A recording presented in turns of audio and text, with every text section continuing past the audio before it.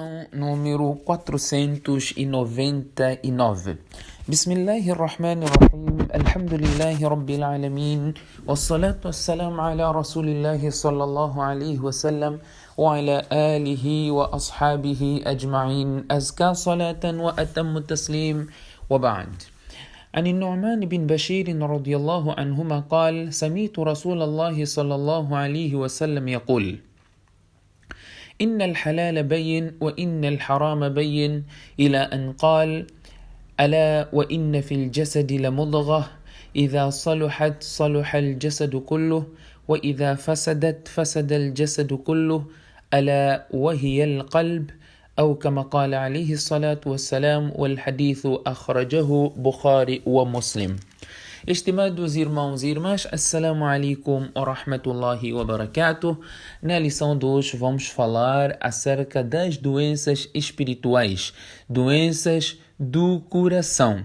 Allah subhanahu wa ta'ala fala no Coran de que o coração é um órgão que nós temos que dar valor. É um milagre que está no corpo do homem, não é? Que está continuamente, não é, a desempenhar o trabalho, não é? Que é bombar o sangue no corpo todo, em momento algum para. Portanto, é uma grande dádiva de Allah subhanahu wa ta'ala. Ao mesmo tempo, este mesmo coração tem um papel, ele absorve aquilo que nós deixamos entrar e ele deixa de entrar, ele se tira, não é? Aquilo que nós permitimos que saia do coração. O profeta sallallahu alaihi wasallam disse num hadith um pouco longo, que talvez nós já tenhamos ouvido este hadith, onde se fala do halal e do haram, que o halal está claro, o haram está claro, e entre esses dois aspectos existem coisas duvidosas. O hadith continua e o profeta sallallahu alaihi wasallam diz mais além deste mesmo hadith: Ala wa inna fil jasadi mudghah. Nota a narração, vem la mudghah. Preste atenção que no corpo humano existe uma porção de carne. Idha saluhat saluha al jasad kullu. Quando esta porção estiver perfeita, então o corpo todo estará perfeito. وَإِذَا فَسَدَتْ فَسَدَ الْجَسَدُ كُلُّهُ. E se esta porção estiver corrompida, o corpo todo estará corrompido. Qual é esta porção? O profeta sallallahu alaihi wasallam diz: أَلَا وَهِيَ الْقَلْبِ. Prestem atenção que a porção que se refere é o coração. Quando nós falamos do coração, nós estamos a falar o efeito que este coração tem para a mudança da nossa conduta e do nosso comportamento. Allah subhanahu wa ta'ala tem orientação para o homem, ou colocou orientação para o homem, para a humanidade, em todos os aspectos da vida, e certas coisas que Allah subhanahu wa ta'ala menciona torna-se obrigatório para nós aprendermos. É fardu ain, é obrigatoriedade individual, uma obrigação individual que nós temos para poder aprender essas coisas. Por exemplo, o comerciante, ele deve aprender regras do comércio. Umar radiyallahu anhu expulsava as pessoas do mercado que não tivessem domínio como o comércio tem de ser feito, na base dos princípios islâmicos por aí em diante. Portanto, o comerciante deve aprender como comercializar, como fazer o comércio em conformidade à Sharia, assim como o agricultor deve aprender o básico na sua área, o carpinteiro, todos estes aspectos. Portanto, até no casamento, nós temos que saber quais são os nossos deveres, em primeiro lugar, os nossos deveres, e depois que vêm os nossos direitos. Infelizmente, o que arruína muitos casamentos hoje é a preocupação de exigir os direitos e esquecermos dos deveres. Existem alguns homens cobardes, podemos assim dizer, que ameaçam as suas esposas com divórcio. Dizem não dão liberdade à mulher. Tudo que a mulher faz, que ele não concorda, ou quando ele quiser usar um poder, não é, uma força para ter o controle da sua mulher, ele diz: olha, se tu fizeres isso, eu vou te dar divórcio. eu vou te dar talak se fizeres. Ou se não fizeres, eu vou te dar talak. Se tu não vieres para casa, se continuares a ficar na casa dos teus pais, eu vou te dar talak. E se não fores para a casa dos teus pais, eu vou te dar talak. Que às vezes nem tem opção. A mulher não tem opção e acaba ficando nesta situação, não é? Na corda bamba. Ela não tem como fazer. Por quê? Porque tem medo, não quer divorciar. E o talak é algo que não se brinca. Se diz, eu vou te dar. Se tu não fizeres, eu vou te dar talak. Vou te divorciar. E se ela não faz, o talak acontece. O talak acontece. Quantas vezes nós não falamos isso? Quando estivemos a discutir com a nossa parceira, ou quando nós não queremos que ela faça alguma coisa, nós dizemos, se não fizeres, dou-te talak. Ou te dou já um talak. É sério, isso é covardia, nós não podemos fazer isso. Não podemos fazer isso porque Allah subhanahu wa ta'ala deixou o talak na mão do homem, não é para usar como um instrumento de ameaçar a sua esposa, mas sim é um instrumento para resolver o problema. As pessoas não se entendem e devem usar isso para poder resolver os problemas. فَإِمْسَاكٌ بِمَعْرُوفٍ أَوْ تَسْرِيحٌ بِإِحْسَانٍ. O casal deverá viver junto de boas maneiras, se não ter, também deve separar de boas maneiras. Portanto, acabamos saindo um pouco naquilo que era a nossa conversa, porque é uma situação que infelizmente está a acontecer bastante. Eu pessoalmente recebi tantas questões do gênero onde as esposas, as mulheres reclamavam que os homens usam este talak, este poder que Allah subhanahu wa ta'ala lhe conferiu para amedrontar as suas esposas. Portanto, dizíamos que a palavra, não é? A palavra que nós usamos, não é? O que nós proferimos para outra pessoa, o que nós ouvimos também, tem muito efeito no nosso coração, tem muito efeito em nós. Por exemplo, quando a pessoa chama a outra pessoa, não é? Com um adjetivo pejorativo, o que acontece com aquela pessoa? Fica furiosa. A pessoa fica furiosa. Com uma descrição, não é? Que ele não gosta, a pessoa fica furiosa, fica zangada. Não é? Por causa de uma palavra. Os ouvidos só ouviram aquilo e ele já está zangado. O mesmo acontece quando palavras maravilhosas são proferidas. Quando boas palavras são proferidas, então ele fica satisfeito. Porque é o efeito da palavra no coração da pessoa. Portanto, a pessoa deve saber que todos os atos de desobediência a Allah subhanahu wa ta'ala é um veneno para o seu coração. E isto causa uma doença e arruína o coração da pessoa. A pessoa vai desobedecendo a Allah até que ele já não consegue diferenciar, não consegue distinguir entre boa e má ação. Esta é a fase sobre a qual Allah subhanahu wa ta'ala diz كَلَّا بَلْ رَانَ عَلَى قُلُوبِهِمْ مَا كَانُوا يَكْسِبُونَ. Os seus corações tornaram-se enferrujados por causa daquilo que eles adquiriram.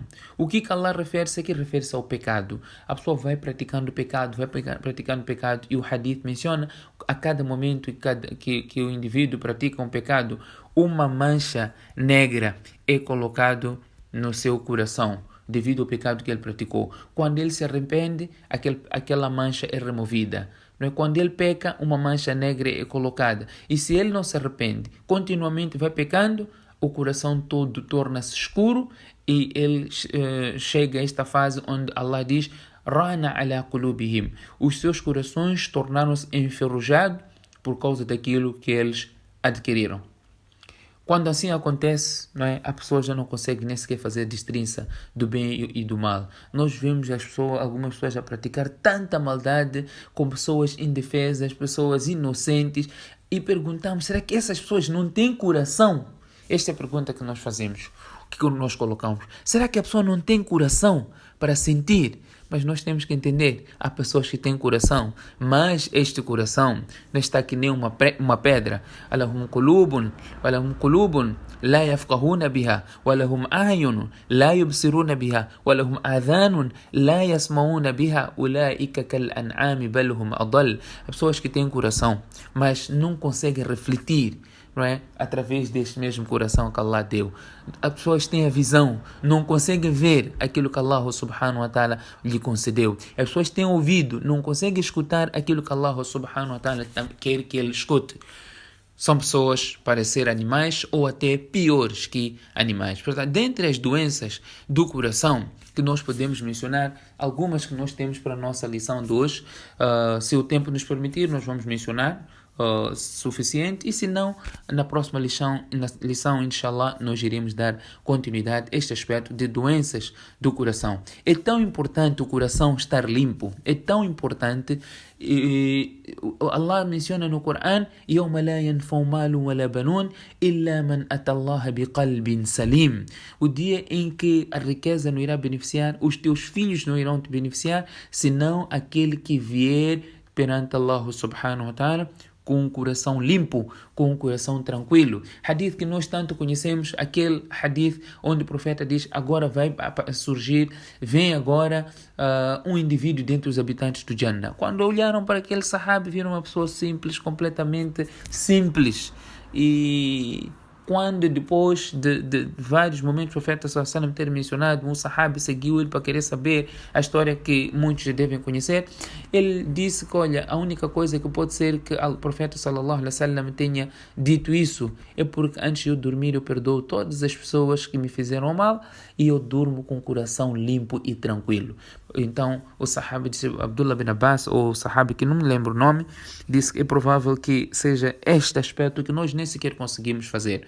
Portanto, o coração é um lugar que as más ações também são acolhidas nesse coração. Se nós permitirmos este coração acomodar essas coisas, isso irá prejudicar-nos. Portanto, é importante conhecermos os problemas para podermos resolver os problemas, para podermos corrigir. Se nós não identificarmos os problemas, provavelmente nós não iremos mudar. São vários aspectos que podemos mencionar, mas pelo tempo já ter se esgotado, vamos mencionar somente alguns e na próxima lição iremos inshallah dar continuidade. Um dos aspectos que é doença também do coração, temos a avareza.